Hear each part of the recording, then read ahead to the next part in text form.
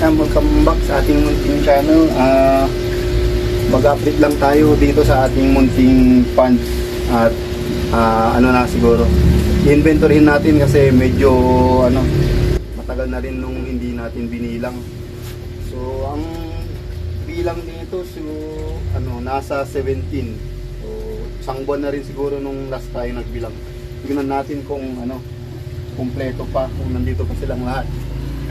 Kung kumusta na ba, kung lumaki na ba sila o kung walang nagbago. Pero feeling ko naman may nagbago kasi maraming nagmolt. So tara, tulungan nyo kung bilangin sila, inventoryhin.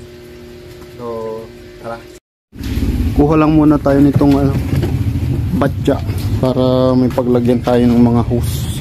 Tatanggalin ko kasi yung mga hose, saka lilinisan din natin kasi ayan kung makikita nyo sobrang dumi na. Ayan, isang buwan na yung last na naglinis. Pinalitan ko lang ng tubig pero hindi ko na tinanggal tong mga tawag dito, mga dumi nila. Ayan, sobrang dami. Siguro ng mga dumi nila na hindi na natanggal, hindi na na-filter nitong mali natin na filter. So kailangan na nating maglinis. Ayan, para maging safe naman sa ammonia yung ating mga crayfish. Ayan, may crayfish Ayan, medyo lumaki na sila mula nung nabili natin. Mga hinlilit lang yung size ng mga yan Ayan, medyo hintuturo na. So ito yung filter natin. Ayan, hindi na siya nakaka-filter kasi puno na. Hindi na siya ngayon kukunti na yung tulo sa baba. Kailangan ng palitan. Linisan pala kasi itong ginagamit kong ito na filter, yan, reusable. Pwede mong gusutin para matanggal yung dumi. So ayan, tara, start na tayo. Tanggalin natin yung mga hose para mabilang na natin. Saka itong mga bato, ayan, nilagay ko din yan Ngayon ang nangyari, nilalagay nila dyan sa loob ng PVC. Ginagawa nilang design sa bahay. Ayan, tanggalin na natin. Ayan, start tayo dito sa kabila. Ayan, tignan natin kung may mga laman itong Ayan, lagay lang natin dito sa patya kasi tatanggalin ko din to papalitan ko ng tubig, tapos lilinisan ko isa-isa tong PVC na tirahan nila. Ayan, parang wala na yata yung mga crayfish natin Ayun, isa. Ayun, medyo malaki na yung isa. Ayun Ayun, bilis. Ayun ulit. Kulay red. Maganda tong isa, kulay red yung kulay. Ayun, hindi masyado makita sa cam kasi medyo malabo. Ayun ulit dalawa. Ang pupula Ayun, nakakatakot palang hawakan to pag malalaki na. Uy, ano yun? Ayun ang malaki. Ayun. Ayan, so yan yung mga nabili ko nung nakaraang araw. Ayan, mga nagmot na rin yung mga yan Ayan, tingnan ko lang kung meron din dito sa kabila. Wala, English. Ayun Ayan, medyo sobrang dumi na ng ating fish pond. Kailangan na talagang linisan kasi kung hindi ko lilinisan to, baka mamatay silang lahat. Punong-puno na ng ammonia. Ayan, mga sumisilip na. Nakakatakot pala ito mga tito pagka malaki. Para silang naninipit Ayan Ayan ang pinakamalaki, lalaki. Kulay yung niya, claw. Kaya pala natawag na red claw.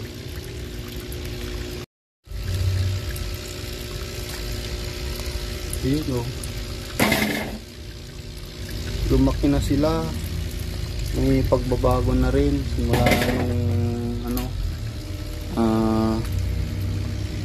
first day nabili ko ng last month. Ayan yung mga bahay nila. Ayan, isa-isa din natin lilinisan yung mga yan mamaya. So ito na yung ating mga crayfish. Ayan, after 2 months Ayan, ngayon lang natin ulit sila makikita ng malapitan na walang PVC, na hindi sila nagtatago. Ayan, oh. Ayan, kung mapapansin nyo, lumaki na sila. Ayan, oh. Malaki na yung pinagbago ng mga katawan nila mula nung nabili natin.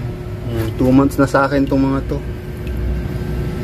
I mean, magto 2 months pala, magto 2 months. Wala pang 2 months. Siguro nasa 1 month and 2 weeks. Yan, ito. Tapos ito yung medyo malalaki. Yan, so bilangin na natin kung ilan pa yung nandito. 1, 2, 3, 4, 5, 6, 7, 8, 9, 10, 11, 12, 13, 14, 15, 17 to eh. Nakain yata yung ano ah. May nabawas. May nakain yata. 1, 2, 3, 4, 5, 6, 7, 8, 9, 10, 11, 12, 13, 14, 15, 16. Bali 16. So ang nangyari, merong natanggal, nabawas na isa. Siguro kinain ito yung mga malalaki, kasi hindi pare-parehas ng size itong mga nandito eh. So ang lalaki yung nakain. So ayan, consequence ng hindi nagbibilang. Ayan, bagay hindi naman din natin kasi may iwasan na magkainan tong mga to, kasi hindi naman natin binabantayan 24/7. So nature naman nila yan, magkainan eh. Ayan. Bali 11, 16 yung natira.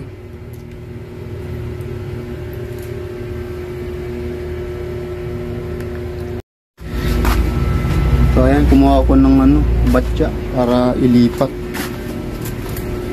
Nagamit tayo ng tabo kasi nakakatakot pala ito pagka hinahawakan. Ayan, paano kaya ito? Paano kaya tatabuhin itong mga to? Ayun oh. Nakakatakot naman ng mga to pagka gusto mong ilipat. Ayan. Ayan, ilipat ko lang muna sila dito para tanggal ko lahat. Ayun oh. Hindi naman siguro aalis yung mga yan.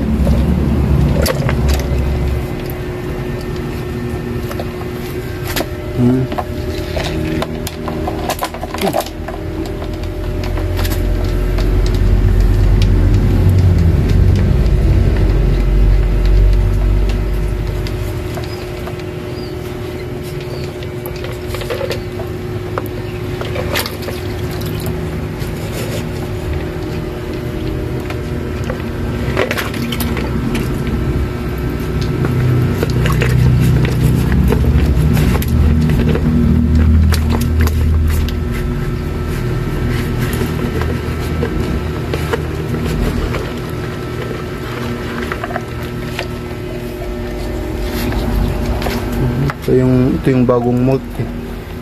So ayan, nalagay ko lang muna sila dyan. Ay hindi pala yun yung bagong mold, nandito pala yun.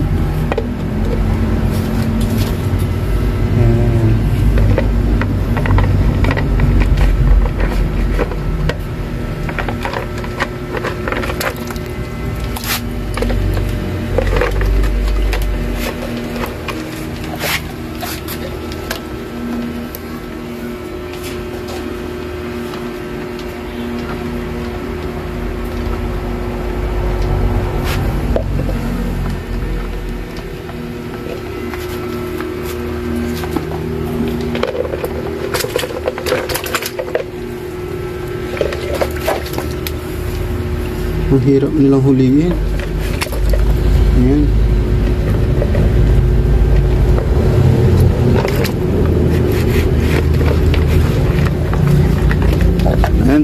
mahirap daw huliin yung mga creepies ninyo. Ano daw sila, healthy. Ayan.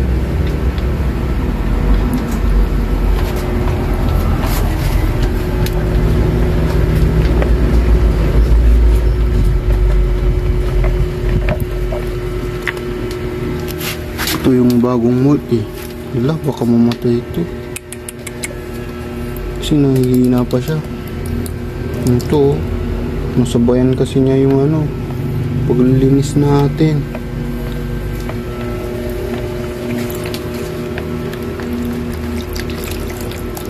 Lagyan mo natin ng tubig. Sana hindi ka mamatay.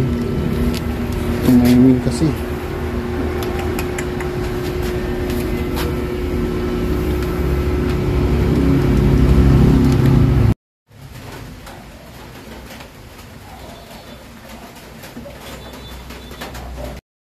Malakas ng ulan mga tito. Ayan, hindi ako makapag-video ng maayos. Ayan, maglinisan ko na yung ano, tawag yan, PVC. Tapos, matatapos na tayo. Kaya lang, malakas yung ulan eh. Oh, kakainis.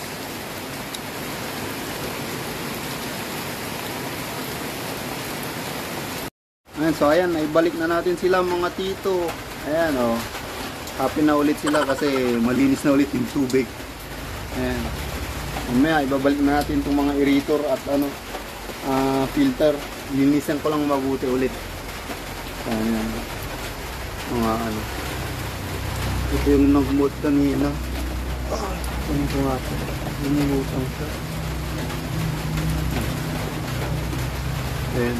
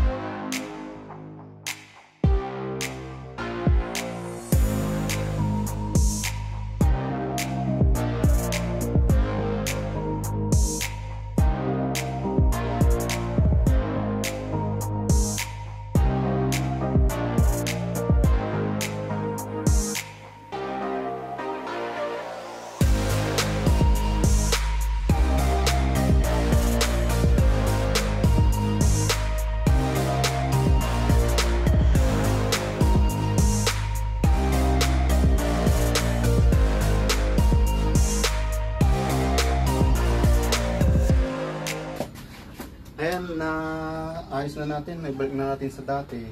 So, switch na lang ulit natin yung ano, tawag dito, itong filter saka aerator. So, ito na yung ating ano, ayun, ganun lang po maglinis. Yan, sa mga baguhan din na gaya ko, ganun lang. Wala namang masyadong special kung maglilinis ka. Bali, ang ano lang, itong sa akin kasi parang in-overhaul ko yung ano, tubig.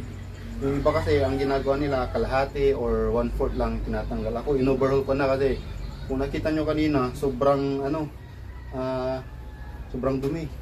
Yung mga dumi nila na hindi natatanggal, hindi na filter.